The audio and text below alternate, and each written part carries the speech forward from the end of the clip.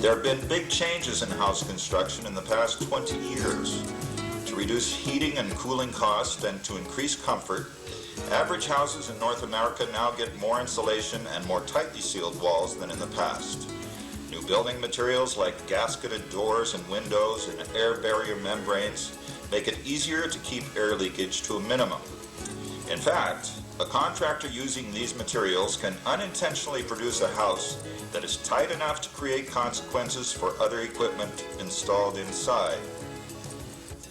Chimney-vented combustion equipment like wood-burning stoves, fireplaces and furnaces, and B-vented gas appliances are good examples of equipment that is vulnerable to these unintended consequences.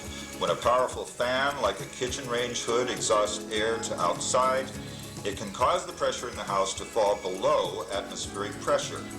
In very tight houses, even a clothes dryer can cause depressurization.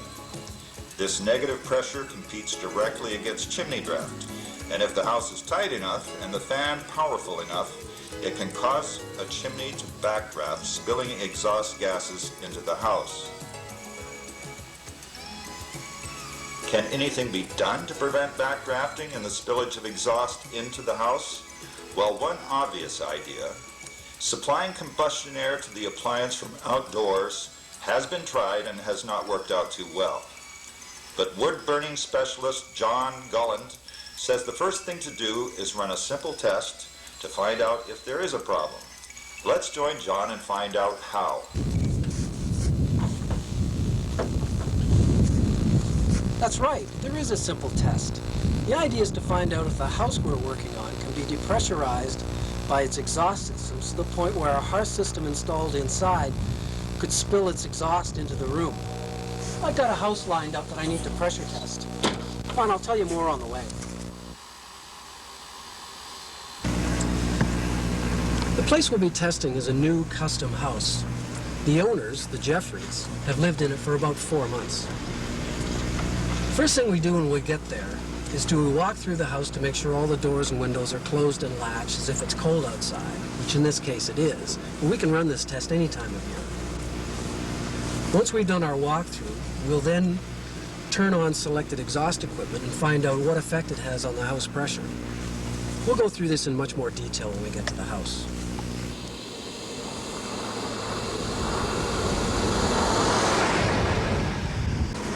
You know, of course, that all chimneys should be installed up through the house and not up an outside wall.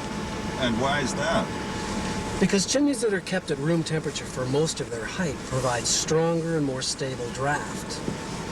And maybe more importantly, they don't cold backdraft when there's no fire burning. Let me ask you this. Have you ever gone down to light a fire in a stove and had cold air gushing out at you?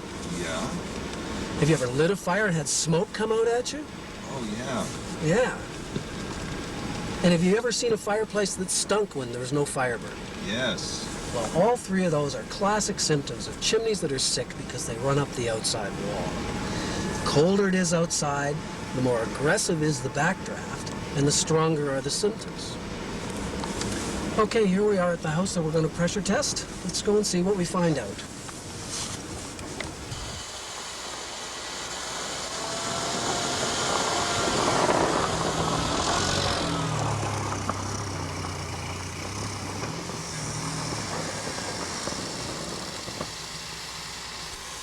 Okay, we're just going to do a bit of a walk around here first. Let's go.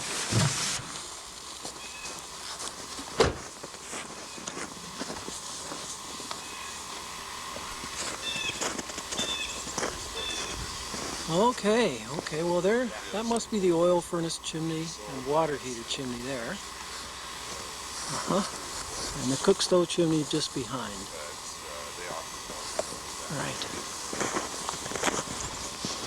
All right, and that's one of the other wood stove chimneys there. That's all of them. Good.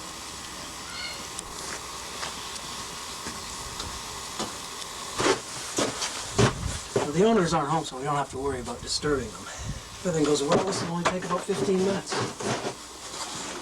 Okay, here we are. Nice and warm in here.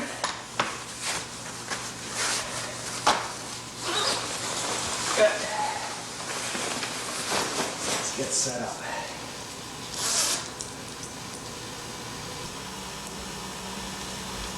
first thing we're going to do is to walk through the whole house and close and latch all the doors and windows to seal it up tight. Oh, here's one that's open here, look. So this is what we need to do, is close and latch all the doors and windows. And as we do that, we'll also do an inventory of all the exhaust equipment in the house. Let's go and do that now.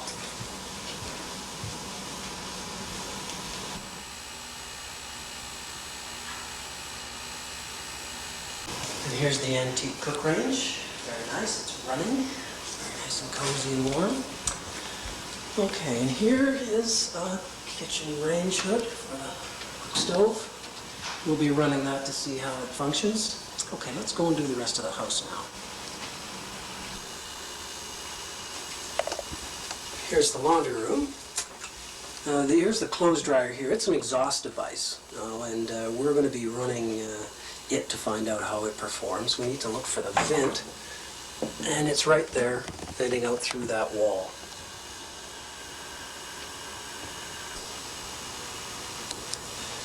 And now we'll check the bathroom exhaust. Let's just have a look. We have a grill in the ceiling here. Okay. But this house has a heat recovery ventilator in it, so I hear. And oh, here we have the switch for it right here. So this bathroom exhaust is not an exhaust to outside directly. It's through the HRV, so it's balanced. We don't have to worry about that exhaust.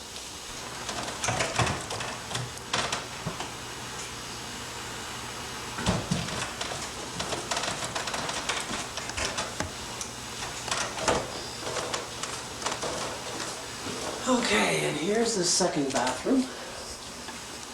And that looks like another HRV pickup. And yes, there's the switch right there on the wall.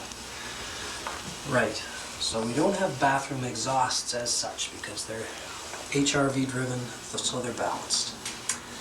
Okay, now let's check the mechanical room.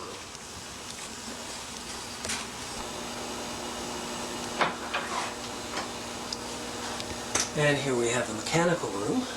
Here's the oil furnace with its oil burner. And its vent coming across here and out through the wall. Here we have the hot water heater. It's oil fired also. It's oil burner. Vented, teed into the same vent, out through the wall and into that outside chimney that we saw when we arrived. Up here is the heat recovery ventilator, which looks after the exhaust from the bathrooms. Okay, now we'll be back here in a few minutes to run these things. And here's the second wood stove. You may recall we saw the chimney for this one outside as we did our tour outside. Well, now we've completed the tour of the house. Everything's sealed up and ready to go. And now we're ready to run the test. Come on this way. Let's look at the main tools that we'll use to run this house pressure test. Now this is the main tool. It's a manometer. A manometer is a pressure gauge. Now this particular one is a digital manometer. It's very, very accurate. It measures down to 1/10 of a Pascal. What's a Pascal? Pascal is the metric version of pressure measurement. It's equal to 0.004 inches of water column. If you're familiar at all with the imperial version of water column measurement, you might know that poor draft is about 0.02 inches of water column, and that's equal to about 5 pascals. Good draft, say produced by a hot, bright, turbulent fire in a wood stove or fireplace, would produce about 25 pascals, or about 1/10 of an inch of water column. You'll get used to the Pascal system of measurement as we go along. Now what I'm going to do is I'm going to connect this tube, one end of this tube, to the manometer, to the reference port, and then I'm going to take the other end, we'll just connect this here, to the manometer, like that, and we're going to take this other end and we're going to put it outside to measure reference pressure outdoors. We'll just do that now. Now we're going to take this tube that's connected to the manometer, we're going to send it outside as far from the house as is possible to get it beyond any turbulence that may be around the house because of wind. In this case, it's very calm outside, so we don't have to worry too much about that. Just get the end of that tube outside. Throw it out there. Okay, now we're just going to close the door on there. And the gasket will allow me to close the door without pinching the tube. I think that's good. Here's the other kind of manometer that we can use. It's a Magnehelic type manometer. Let's just see how it works. Let's just compare these two manometers. The digital manometer is reading about minus 8 pascals, 7 or 8 pascals. So let's just switch the tube, and we'll put it on the Magnehelic and just compare the readings. There. And we're reading about minus 6 or 7 pascals on the Magnehelic. It's a little more difficult to read, but it does work, and it's a lot cheaper than a digital.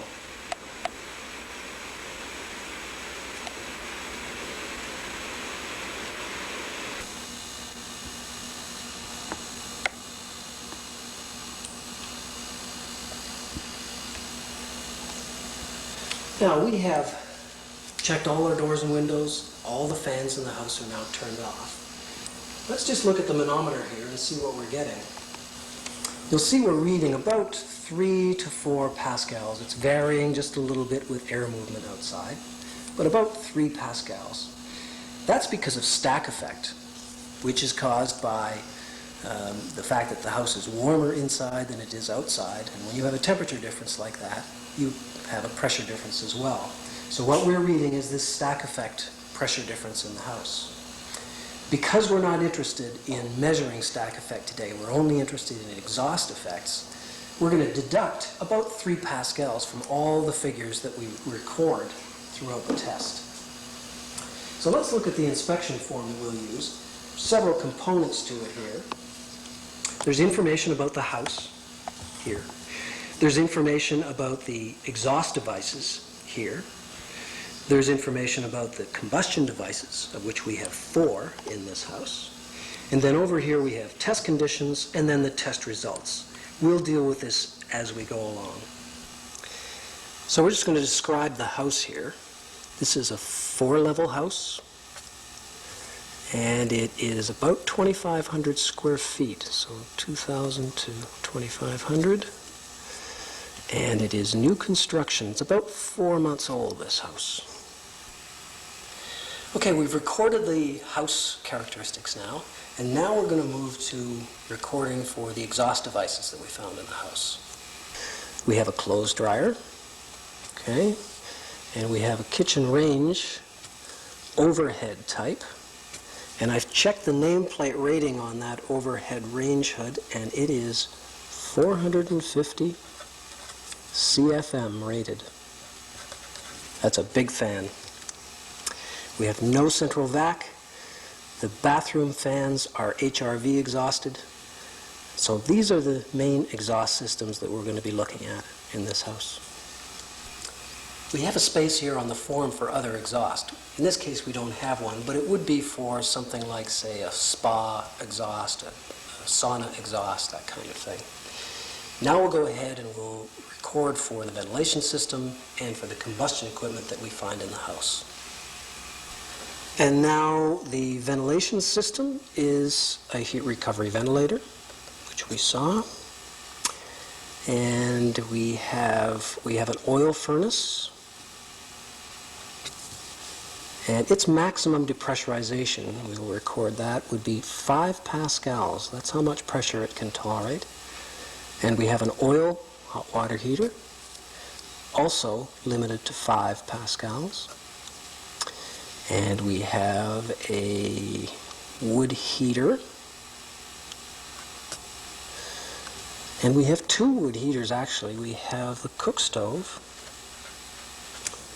which can tolerate 5 pascals also, and the EPA certified wood stove downstairs can tolerate 7 pascals of negative pressure. So for this house, we have to go with the most intolerant of depressurization, which is 5 pascals for the cook stove, oil water heater, and oil furnace. Okay, we've got our form filled in as far as we can go, and now it's time to run the test.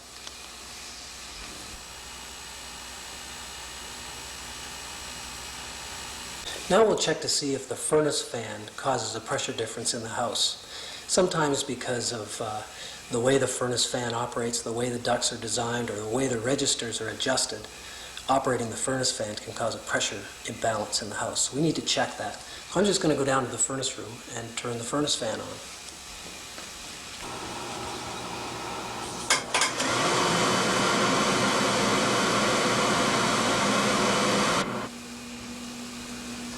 The furnace fan is on.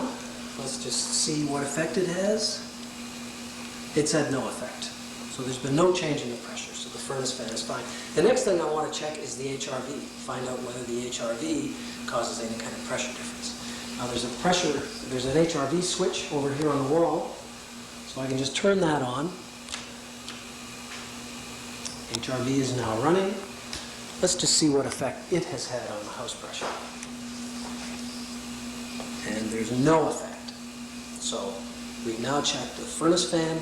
It has had no effect on the house pressure.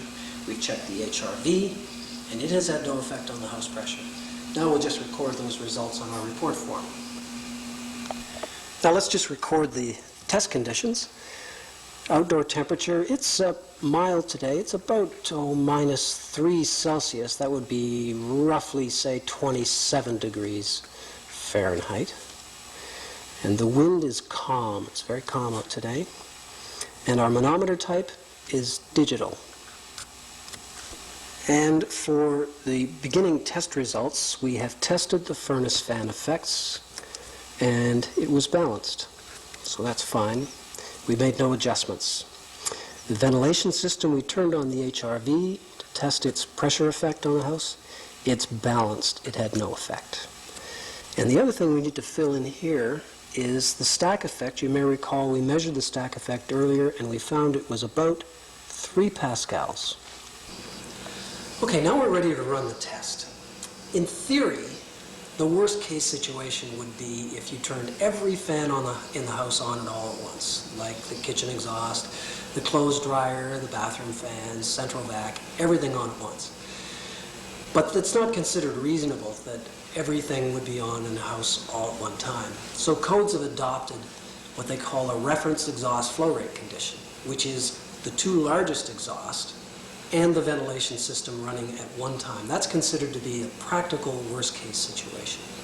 In our case, the 2 largest exhausts are the kitchen range hood and the clothes dryer. So the HRV is already on because we turned it on a minute ago. So now I'm going to go and turn on the clothes dryer. Be back in a minute.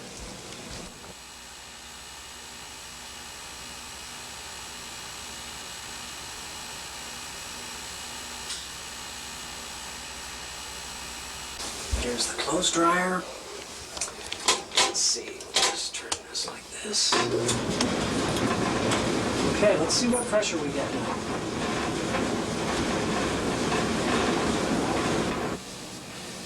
Now with the clothes dryer on, we're reading 5 pascals here, -5 pascals. You may recall we had -3 pascals because of stack effect. So what this means is that the clothes dryer itself produced a 2 pascal negative pressure in the house. That's part of our reference exhaust flow rate condition. Now what we need to do is turn on the kitchen range exhaust.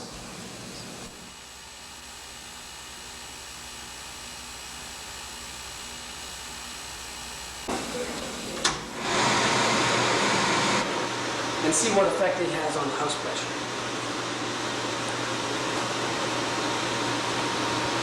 It is a very big effect. We're now reading -15 pascals, 15, 16 pascals. Now that's a very high negative pressure. I'll just have to record that. You know that's beyond the negative pressure that the appliances can tolerate.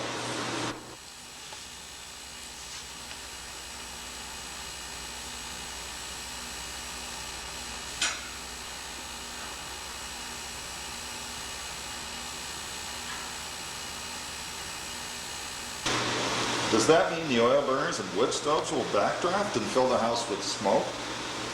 Well, they could under certain circumstances, but that would have to be where the kitchen range exhaust is on, the clothes dryer is on, and the stoves are smoldering or almost out for that to happen. The Jeffreys have been living in this house for 4 months and haven't had a problem. So just because a backdraft is possible doesn't mean it will occur frequently or even that it's inevitable. Well, why didn't you turn on the oil burners when you did the pressure test? They exhaust air from the house, don't they? Well, that's a good question. By convention, we don't include oil burners, combustion equipment, in the reference exhaust flow rate condition. But just for interest's sake, let's turn them on and see what effect that they have on the house pressure and whether they start up normally when the house is being depressurized by these fans. I'll just go turn on those burners. Let's just run some hot water here to get the oil burner to run. They'll have to run for a few minutes to get the oil burner to fire. Okay, we've got the oil furnace burner running, and we've got the hot water heater burner running. And I can tell with the other fans running in the house that we're getting some spillage here from the oil vent. Let's just check the water heater over here. I can also feel spillage from the water heater barometric draft control. We've got a pressure problem in this house, mostly because of the kitchen range exhaust. Let's see what we can do to fix this.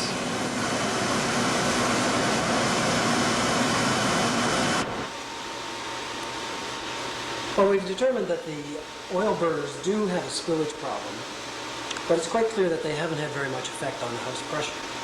But the house depressurization is much greater than the oil and wood equipment can tolerate. How can we solve this problem? Well, we've got a couple of options.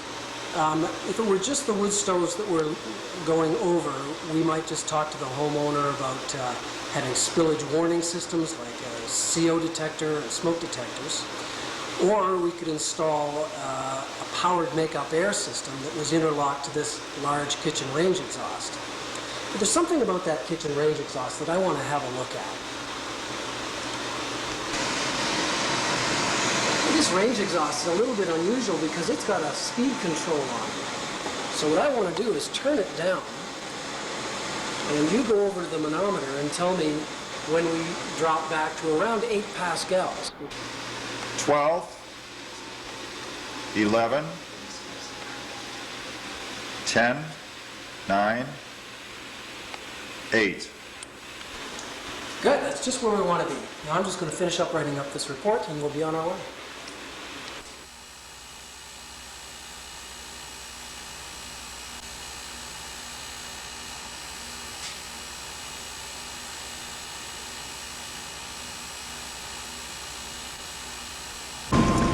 Let's just summarize what we found at the Jeffreys house when we tested it. We had 2 wood stoves, a cook stove, and a space heater. We had 2 oil burners, an oil furnace, and an oil hot water heater. We had 2 exhaust systems that were significant. The biggest, of course, was the kitchen range exhaust, which was very powerful, about 450 CFM. And we had a clothes dryer. When we tested under the reference exhaust flow rate conditions, we had the ventilation system operating, clothes dryer running, and the kitchen range exhaust running. When we did that, we had a total net depressurization in the house of about 13 pascals, 12 pascals roughly. Our combustion equipment could only really tolerate 5 pascals, so we definitely had a serious pressure problem. You'll recall that we checked by turning down the speed control on the range hood. We could get our pressure down to 8 pascals, and when we deduct stack effect from that, that brought it down to about the 5 pascal range. So if the Jeffreys always maintained their kitchen range exhaust at only about 1/3 of its full speed, if that was adequate flow to remove cooking exhausts and so on, then the house would stay within the safe pressure range. However, I'm concerned about the oil burners backdrafting under maximum. It's possible that that could occur in some circumstances. So I think I might suggest to the Jeffreys that we consider installing a powered make-up air system so that even if that control on the range hood were turned up high, the house would never get so depressurized as to cause the oil burners to backdraft. We'll have a look at a make-up air supply system back at the shop. We're about to arrive there now. is an example of a powered makeup air system, just to show you the kind of system we might use to compensate for very large exhaust systems in a house. It's made up of three major components. Let me just run through what they are. First, from the outdoor weather hood, we have right here a motorized damper that opens only when the system is operational, so that it doesn't leak cold air when the system is not in use. You'll notice that the duct here is insulated, and that prevents condensation from very cold outdoor air passing through. Next is an inline blower, plastic housing, with a speed control that allows us to set the flow to match the makeup air needs for this particular house. And then coming along is a duct heater, an electric duct heater that automatically moderates the temperature of the incoming air so that it can be released into living areas without causing discomfort. And then we have, at the end, we have a diffuser grill to spread that air as it enters the living space. Do I have to throw a switch by hand to provide makeup air? Not really. This is just an example that I've made up here just to show you. But think of this switch as being the switch on the kitchen range exhaust, the large exhaust that we're trying to compensate for. When I turn this on, think of that as the range hood exhaust. Let me just tell you what happens when that switch is turned on. First thing that happens is the motorized damper opens, allowing a path for air to flow through the system. The blower starts, forcing the air to flow through. The duct heater then pulses and modifies the temperature to suit the desired temperature. It's adjustable, so you can set it to whatever temperature. And the diffuser grill allows the air to be dispersed into the room without causing discomfort. What would a unit like this cost? Well, let's take it one step at a time. The motorized damper might be about $100 to $150, depending on the size that you select. The blower is about $200 to $250, roughly. The duct heater is about $200 to $300, depending on the size again. So let's say the whole system is about, say, $500 or $600. And with installation labor and so on, perhaps another $400, say around $1,000 for the whole system.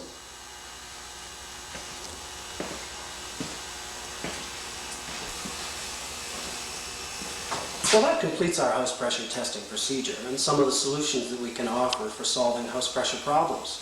I still have a million questions. Well, I'm not surprised. Takes some getting used to, this whole testing and house pressure procedure. But there are some good manuals you can get that have step-by-step instructions for running the house pressure test, as well as sample inspection report forms. Get in touch with Hearth Education Foundation in the United States, or WET, the Wood Energy Technical Training Program in Canada, and ask about taking one of their courses. The other thing you can do is buy yourself a manometer and get started house pressure testing. Well, today we found out what a house pressure test is like and how effective it is at heading off trouble.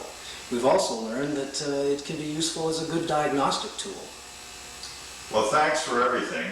I enjoyed tagging along, and I sure learned a lot. Well, that's great. I'm glad you enjoyed it, and I hope you get started house pressure testing soon.